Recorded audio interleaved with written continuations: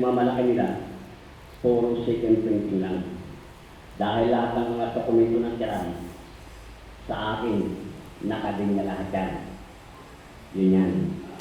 Ako yung tinatawag nilang Wonder Boy, Bionic Man, Iron Man, sa mga katao yan nun. Itinago ko lahat yan. Siguro, kung sa katauhan ni Joanna, ang laking pagluloko sa inyo mga pastor, konsensya ko naman kung hindi ako lulutan at magpapakilala. Doon ko nakita lahat kung paano siya kumarbes. Nakakainin na lang ng mga pastor. Kukunin pa niya. Kakarampot, nakapilya hanggang sa kabilang dagat. Sinundan ko ang mga pinagkatuan niya. At naiiyak ako sa mga nangyari. Na pinilit niya magpakataas para lamang makakuha siya ng kakarampot na pera na galing sa may hirap. At doon ko pinilit na isama yung mga pastor na ikangay napili na pagkatiwalaan para makakita ng tunay na dokumento ng isang laynan. So kaya lamang doon, nagkabistuhan na. Ang pundo na reyna na ituro sa akin manggagaling, tama po yun. Ang pera ng reyna ay meron lamang 30. Ang perang hawak ng kiram ay 210.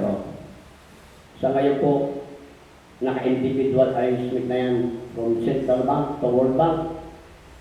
Nagbabayad na po ng utang yung mga bansang may utang sa atin. At like yan po ay pupunta sa Goldenan, from Goldenan pupunta sa inyo sa preso.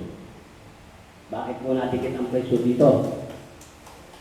Ang preso do, siya po ang mamamahala ng lahat ng trabaho. Ang Goldenan po, ang chapter, sila po ang supervision ninyo. Lahat ng mga kulang, sila po ang gaganap. At lahat ng mga tagamin, sila ang magpupudyos galing na sa Bank. Yan po yan. Ang pera natin ay military yan. Pasensya na po, kumisan, na-invite at talaga naman po, kahit piso, wala ako sa pusa ko. Hindi po ako ipinanganak na hawak ang pera. Hindi nakaprogram ang pera. Yan po yung katotohanan yan. So dahil for that, galing po ako ng isang kumpanya at bilang birong kumpanya, AAA company. Yan po yung auto builders, sila po yung nagparo sa akin. Nakatapos ako ng surveyor, nagmaster ako ng structural at saka mechanical. Hindi ko alam na babalik ako ng kabutuhan upang yung katungkulan ng isang tinatawag na audit nasa akin pala. Ang kayamanan na yan. Ako po yung huli kahit kaya tinatawag na frontline ng pirang account. Mahaba pong panahon ang pagluloko ng ginawa nila from Rizal hanggang sa Marcos at kay Aquino nagkaisa po yan. At talagang ginagawa nila ng parang na i-divert ang kayamanan na yan, kunin. Kaya kahit sinong presidente ang kumuha ng pera sa World Bank, wala pong utang ang Pilipinas. Kundi nasa bulsa lang nila at niluluko nila yung mga tao. Hanggang ngayon po, lalo na sa mga nanunungkulan, napakahirap po. Ngayon po, ang tinatamaan ay yung agriculture.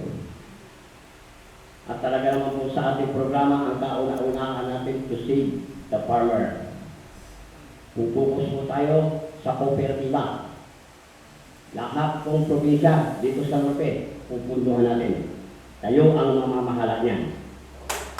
Hindi po ako, tayo ang mamamahala niyan. Tutulungan natin ang magsasaka. Sa halip na umuutang sila ng 5-6 o kalahati, tutubo lang na 1% yun.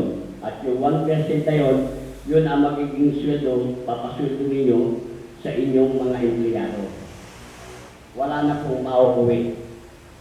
Wala na pong mauuwi sa kiram o kahit kaninong account. Yan pong matitira dyan ay itatabi ninyo sa lugar ninyo para sa kalamity may gagamitin ngayon. Lahat pong lalabas na pera, wala na pong balikan ito. Pamimigay po natin lahat. Lahat-lahat na yan. At itutudo ng lahat yan. Kasi, bawat Pilipino na naghihirap. Nakakapakapasyorte ko po.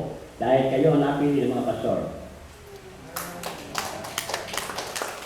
Napakarami ko pong kakilalang matataas sa